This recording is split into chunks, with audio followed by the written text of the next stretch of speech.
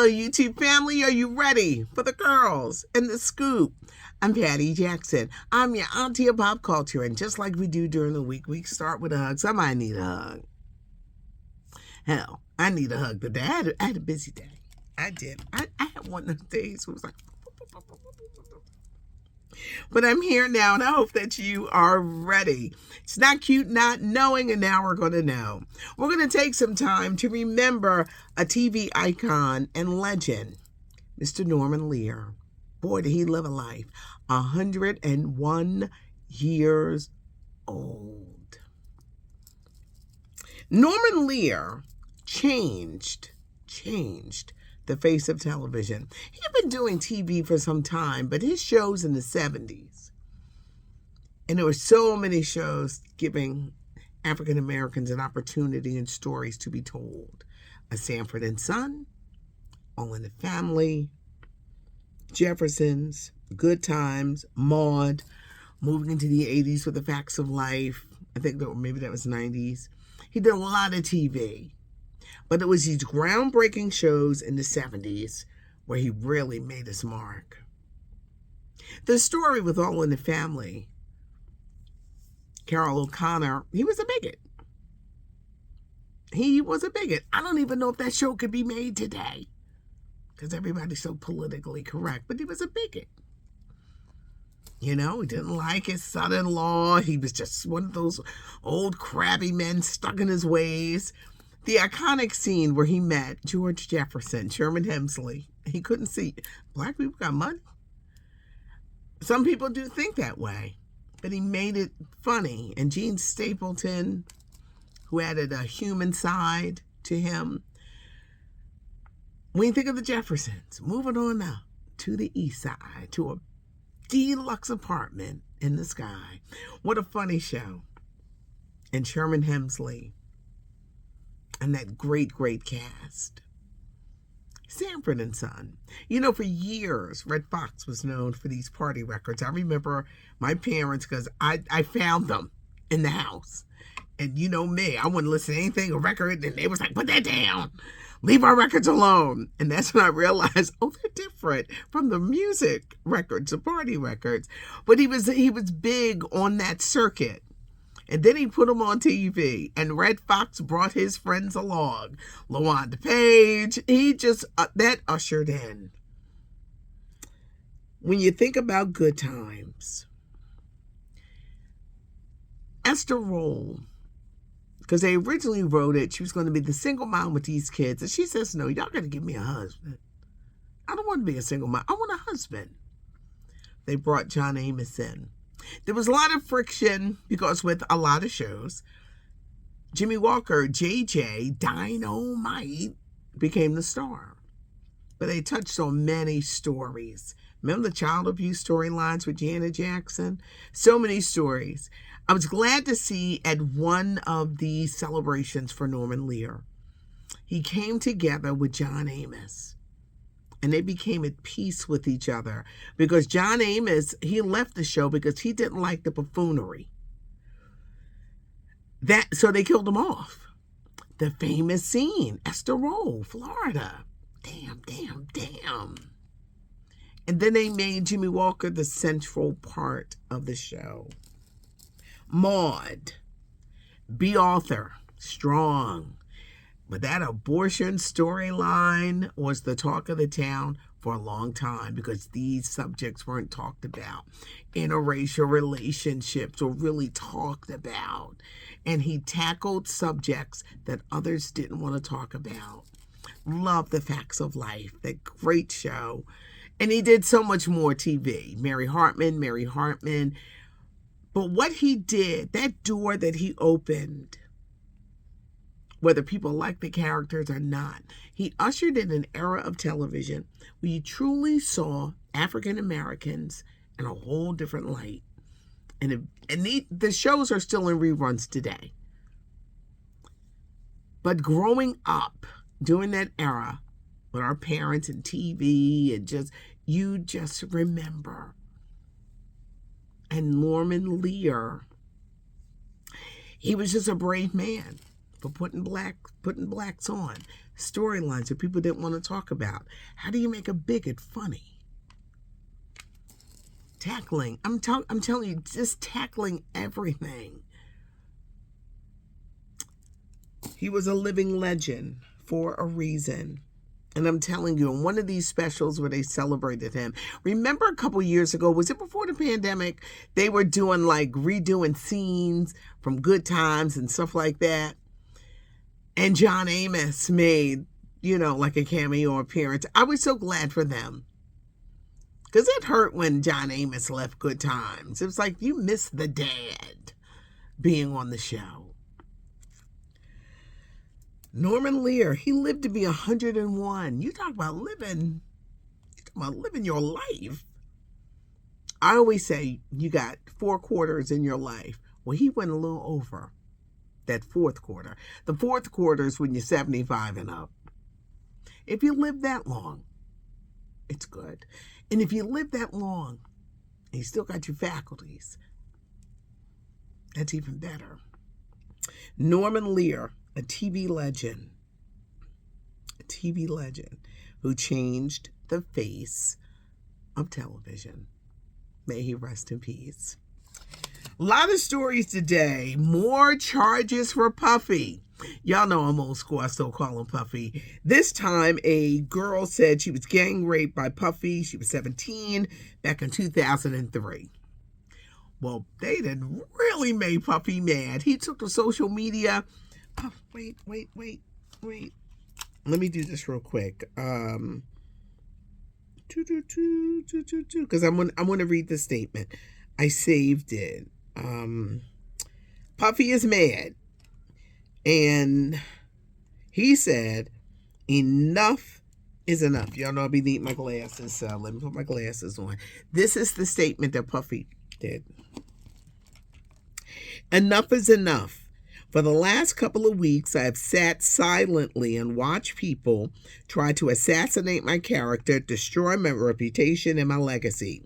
Sickening allegations have been made against me by individuals looking for a quick payday. Let me be absolutely clear. I did not do any of the awful things being alleged. I will fight for my name, my family, and for the truth.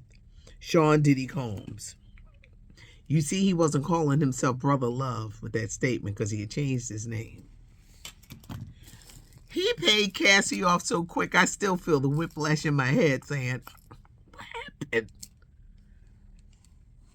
I know people are proven they're innocent until proven guilty. But more people are going to come out. And there have been stories about Puffy for years. This could be the karma. Here I go. What happened to Kim Porter? It's a lot. And I'm going to tell you something. If you go through life being mean and doing evil things, karma will be knocking on your door. You see what happened with R. Kelly. Remember, there was a time when R. Kelly thought he was invincible. Then they brought out Surviving R. Kelly. I know somebody gonna make a Surviving Diddy. Somebody in Lifetime right now is they're just thinking in their head. So, but he said, enough is enough. So excited for Fantasia. Color Purple, movie musical, Christmas Day. She's playing Celie. It's a musical. And I would say they're singing about 35% of the movie. The other time is acting.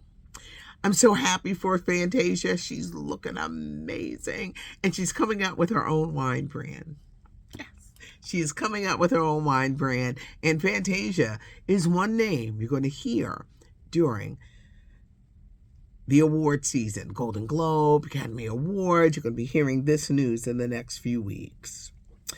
More troubling testimony in the Jonathan Majors case. This all stems from the incident March 25th with the ex-girlfriend, the blonde British dance instructor. Her testimony, I couldn't be in that courtroom. I couldn't be in it. They would ask me to leave. They would say, can you stop it with the, they would. They'd be like, get out. I just want y'all to hear this. She said she just wanted to protect her black man.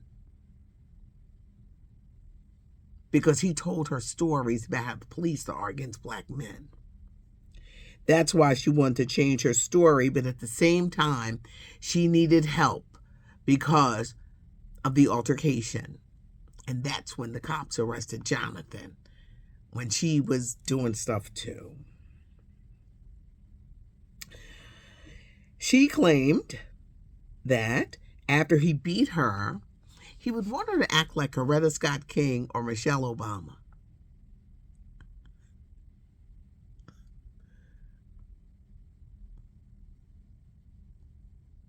They would ask me to leave that courtroom. They would. I'd be like, what? I don't know where that's coming from, but these comparisons. This trial, like I said, is not going good. If found guilty, he could face a year in jail. But they're already damaged his career. I don't know if he can overcome this. You know, there's three sides: hers, his, and the truth. But this trial, Megan Good got some good news today. Her show Harlem on Prime, I think it's on Prime. It's been renewed for a third season. Got some scoop on The Golden Bachelor. I hear that ABC may be doing another Golden Bachelor, finding a new man using the same women from this season. Are ideas hard to come up with? Are you sitting in these meetings going to sleep? Do you really think we want to see the same women from before? Where is the woman? We want to see an older woman. The Golden Bachelorette. If I worked there, they would ask me to leave the room too. They'd be like, get up and get out. We want to see an older woman who is looking for love. Is that hard? That's the scoop. It may or may not happen. Let's talk Taylor Swift. She was named Time Magazine's Person of the Year. That article, that interview that she gave to Time, and for people who are saying, why Taylor? She had an incredible career. She has. And this year, that Eras tour, whether you're a fan or not, she had an amazing year. And she's had some amazing feats, and she gave a shocking interview. She talked about in 2016 when Kim K and Kanye tried to clown her, taped a phone call illegally, saying that she said that Kanye could talk about her band and records. She says she lived in fear of Kim K. She didn't leave her house in Europe for over a year.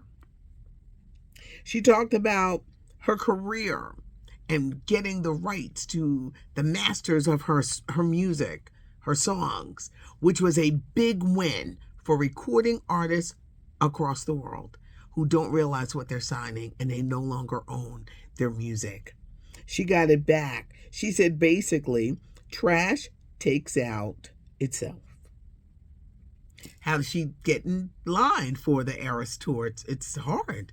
She stopped drinking. She would do her fast songs on the treadmill, and when she would do slow songs, she would do it slow on the treadmill, go slower, and to get her body ready. Travis Kelce,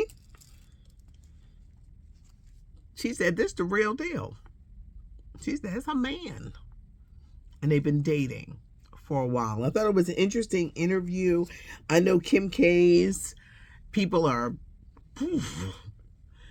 you bullying Taylor Swift? Child, them Swifties are just like the Beehive. They'll come after you. So I know on that side, they're not happy. Tyrese has been told no, he can't get a new judge in your divorce case. Jason Lee, the blogger. I met him once. It was a good interview and a good time, and he would tell me, I'll be watching you. Why would you say that Jennifer Hudson was illiterate? That woman is an EGOT, the Emmy, the Grammy, the Oscar, the Tony Award. Sir, Say you're jealous.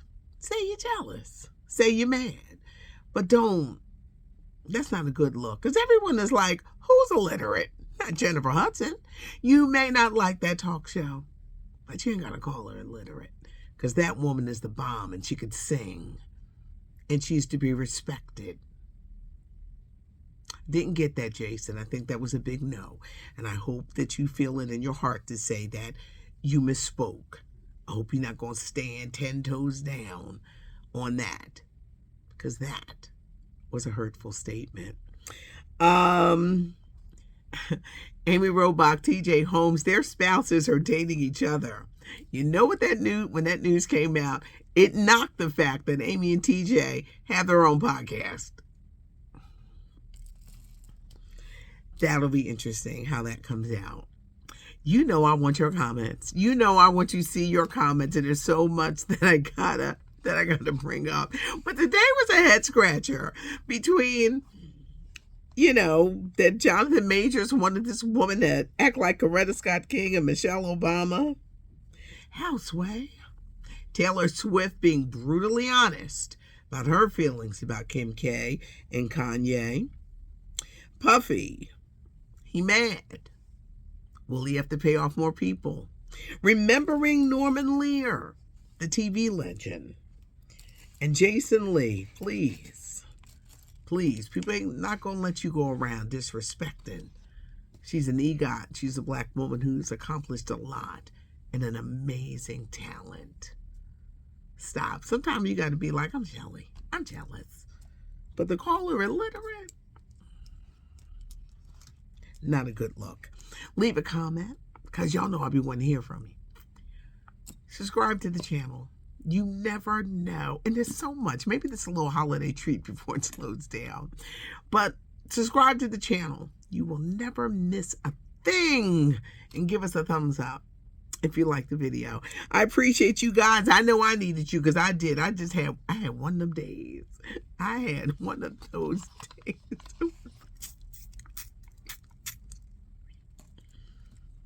Thanks for joining me. I know I'm silly. I'm Patty Jackson. I am your auntie of pop culture.